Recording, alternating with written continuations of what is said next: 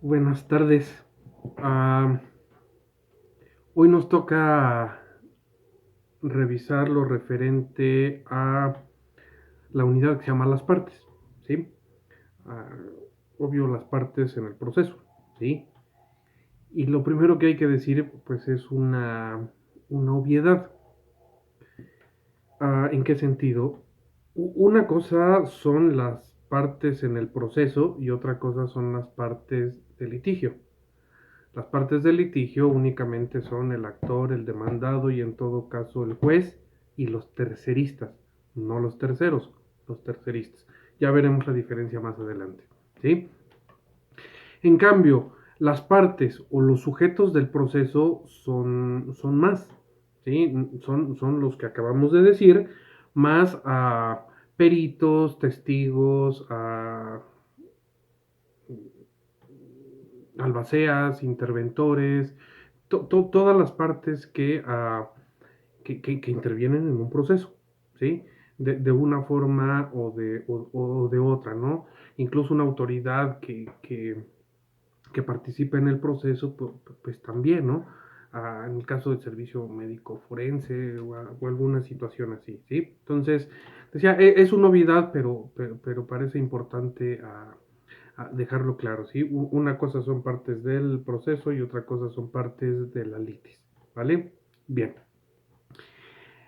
De acuerdo a los libros, el concepto de parte en un proceso jurisdiccional sería algo así como sujetos que reclaman una decisión jurisdiccional respecto a la pretensión que en el proceso se debate. O bien, persona físico-moral de derecho privado, público, social que participa en un juicio como titular de la pretensión o de la resistencia. ¿Sí? Ah, Aquí va a ser importante insistir un poquito en la diferencia. ¿Por qué? Las partes de la litis, que es actor, demandado, terceristas, ¿sí? A ellos les va a deparar efectos la sentencia que se dicte. Es decir, ellos tienen una pretensión o tienen una resistencia, cosa que las partes en el proceso puede ser que no. Un testigo simplemente va y declara, un perito va y dictamina, ¿sí? Entonces, a ellos no les afecta el resultado del juicio. A las partes en litigio, a las partes de la litis, a ellas sí. ¿Vale? Por eso es que el concepto dice que a la persona físico-moral que participa en un juicio como titular de la pretensión o de la resistencia. ¿Sí? Bien. Ese como tal es el concepto de parte. Ahora, en los libros dicen, en algunos libros van a encontrar que hay partes formales y hay partes materiales, ¿sí? Hay quien dice que no. Ahorita vamos a ver por qué. Hay quien dice que simplemente que en realidad, decía, hay quien dice que en realidad parte material y parte formal se refieren a legitimación activa perdón, legitimación en la causa o legitimación en el proceso. ¿Por qué? De acuerdo a los autores que dicen que hay parte formal y parte material, se entendería que entonces una parte material es el sujeto del nexo material o de fondo que está por debajo o atrás del proceso. Es decir, aquella persona a la cual el resultado del proceso o la probable sentencia estará en posibilidad de afectar su ámbito jurídico de una forma particular o determinada. ¿Sí? Es decir, serían las partes en la litis, digamos, los que tienen legitimación en la causa.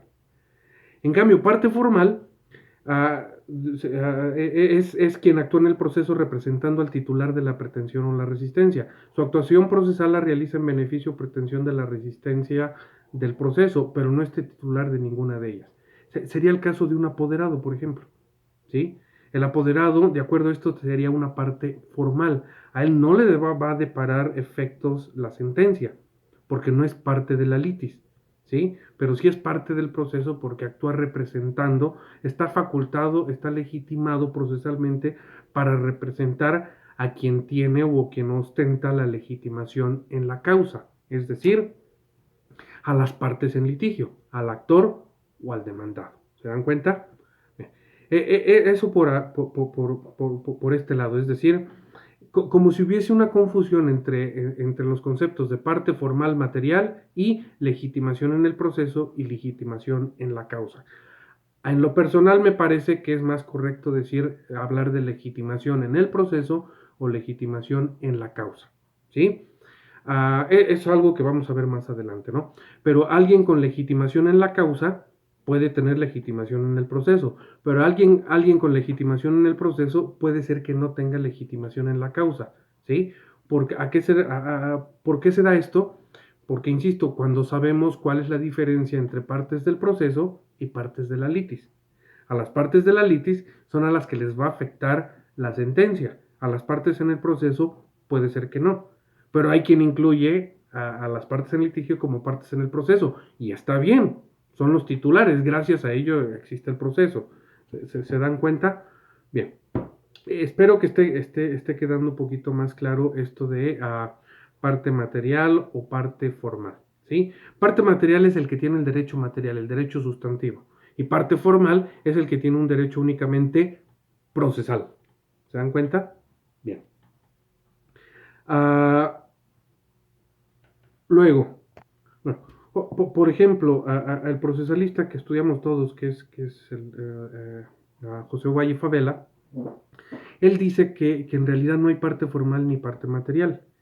¿Sí? Refiriéndose a ello, él dice que hay capacidad para ser parte y hay capacidad procesal.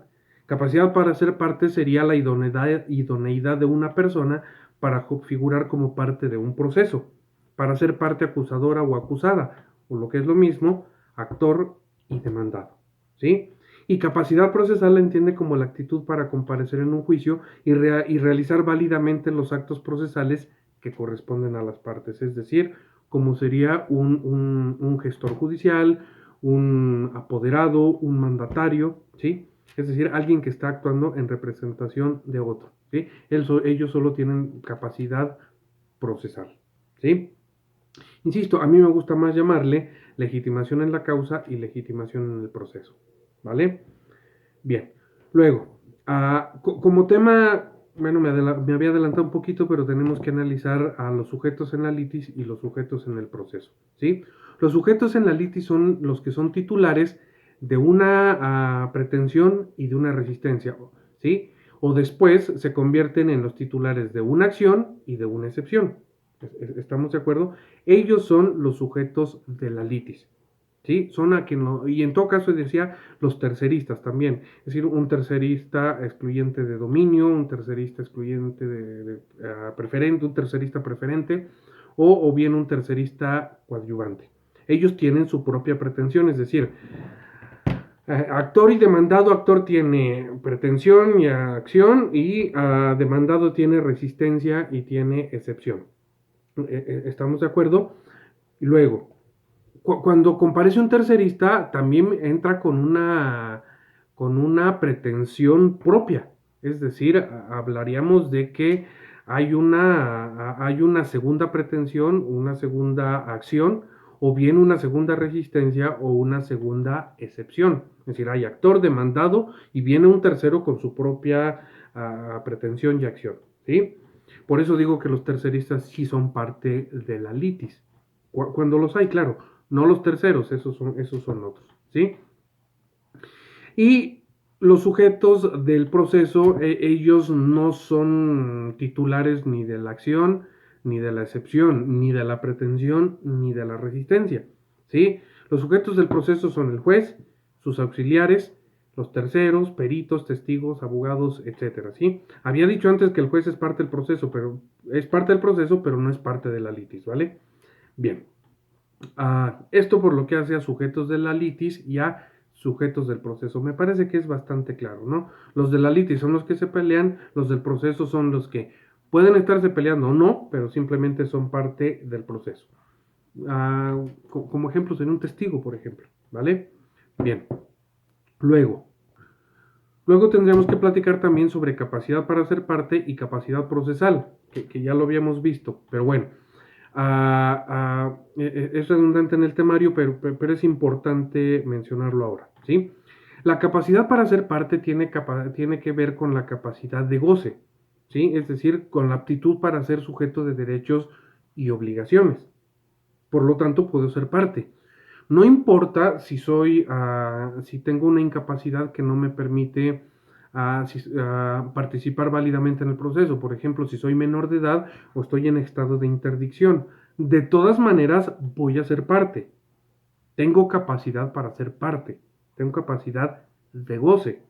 En cambio, la capacidad procesal, esta está relacionada con la aptitud para comparecer válidamente en un proceso. ¿Y quién puede comparecer válidamente a un proceso por sí mismo? Solo las personas que estén en pleno uso de sus facultades y que además sean mayores de edad.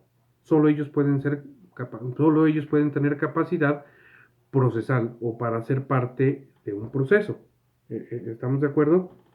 Bien, ahí la diferencia entre estas dos figuras. Y en esta unidad, que es la de las partes en el proceso, tenemos que platicar también sobre lo que es litis consorcio, ¿sí?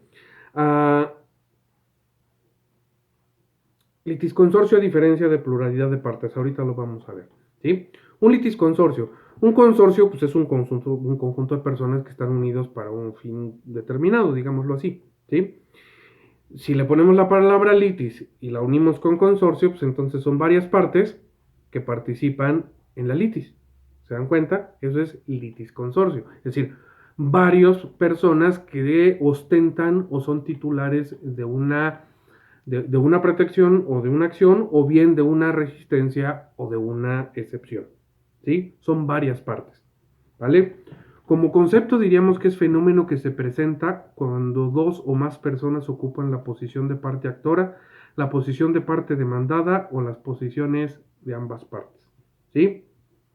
Es decir, cuando en una demanda tenemos a Juan, Pedro y Luis en contra de Juan. Juan, Pedro y Luis tienen un litis consorcio. ¿Sí? En este caso sería activo porque son la parte actora. ¿Estamos de acuerdo? Bien. Ya me adelanté un poquito. Hay dos tipos de litis consorcio, activo, pasivo. Bueno, hay cuatro tipos más bien. Hay activo, pasivo, voluntario y necesario. El activo es cuando son varios actores, ¿sí? Es decir, que ostentan la misma acción. Hay pasivo cuando son varios demandados, es decir, cuando varios tienen la misma excepción. Varios demandados, vamos, ¿sí? Hay voluntario cuando las partes deciden comparecer juntas y hay necesario cuando es impuesto por la naturaleza del derecho controvertido. ¿Sí? Por ejemplo, en el caso de la copropiedad, es un litis consorcio necesario, es decir, es por la naturaleza del derecho, es decir, están obligados los dos a ejercitar la acción que corresponde a una acción real, por ejemplo, que tenga que ver con la propiedad, con la copropiedad de la que son propietarios. ¿Sí? Espero que haya quedado un poquito más claro qué es litis consorcio. Ahora lo vamos a diferenciar con pluralidad de partes, ¿sí? La diferencia es muy sencilla. En el litis consorcio son varias partes con una sola pretensión, ¿sí? Son tres actores que tienen una sola pretensión, ¿sí? Los tres tienen el mismo objetivo, ejercitan la misma acción. En cambio, en la pluralidad de partes, ¿sí? También son tres partes actoras, pero cada una de ellas tiene una acción distinta, ¿sí? Es decir, cada uno de ellos tiene una pretensión o una acción distinta, ¿sí? Pero que se ventilan en el mismo juicio. ¿En dónde se da esto? En los juicios sucesorios, o más bien en los juicios que llamamos universales, es decir, aquellos donde se ventila una pluralidad de derechos y obligaciones en un mismo juicio. Cuando hay un juicio sucesorio, como es universal, ¿sí? Jala o atrae, así se le llama, es atrayente, atractivo, no sé cuál sea la palabra correcta, ¿sí? Atrae a todos los juicios o todas las pretensiones, todas las acciones que estén relacionadas, ¿sí? Con la pretensión del de cuyos, por ejemplo, ¿sí? Es decir, todas las acciones se van a ventilar en un solo juicio. Pero se puede, por ejemplo, supongamos que al juicio sucesorio se le van a acumular un juicio mercantil, un juicio, no sé, hipotecario, un juicio de alimentos, ¿sí? y se van a ventilar en el mismo juicio porque todos van a cobrar, digamos, o todos tienen como parte demandada al de cuyos, pero cada uno tiene una pretensión distinta, ¿sí? Entonces, hay tres actores, pero cada uno tiene una pretensión distinta. Mientras en el litisconsorcio son tres partes con una sola pretensión, en la pluralidad de partes son, por ejemplo, tres partes, pero con tres acciones o tres pretensiones distintas, cada uno con la suya. Esa es la diferencia entre litisconsorcio y pluralidad de partes, ¿vale? Así ya como ya totalmente claro, ¿no? En el litisconsorcio se comparte la acción, en la pluralidad de partes no. Ahí cada uno tiene la suya, ¿vale? Y finalmente tenemos que ver la sustitución de partes. ¿Sí? En un proceso puede ser que una parte comenzó siendo actora o comenzó siendo demandada y después deja de serlo. ¿Sí? Y viene alguien más y lo sustituye. ¿Sí? Como concepto diríamos que es cambio de una persona que ocupa una de las posiciones de parte por otra que ha adquirido la titularidad de los derechos litigiosos sobre el bien objeto del proceso. El clásico ejemplo sería una cesión de derechos. ¿Sí? En algún juicio hipotecario, por ejemplo, ustedes obtuvieron un crédito hipotecario con un banco, pero este banco no le interesa cobrar y le cede los derechos de cobro, los derechos de crédito, se los cede a otro banco, una recuperadora de deuda, etcétera. Entonces, si el juicio ya está iniciado, por ejemplo, entonces el cesionario va a exhibir una cesión y va a haber una sustitución de partes. ¿Sí? A eso se refiere. Se da en cualquier otra materia, ¿no? En materia laboral, cuando hay cambio de patrón o de empresa, alguna cosa así, y los trabajadores siguen siendo los mismos, ¿sí? Entonces ahí hay una sustitución de partes, a eso se refiere. Pero se refiere a la sustitución de partes de la litis, no a las partes del proceso, sino a los sujetos de la litis. No al juez, no a ellos, sino al actor y al demandado. La sustitución de partes se refiere a los que son titulares de la acción y de la excepción, ¿vale? Bien, esto es por lo que hace a este tema de las partes. Espero que haya quedado claro. Muchas gracias.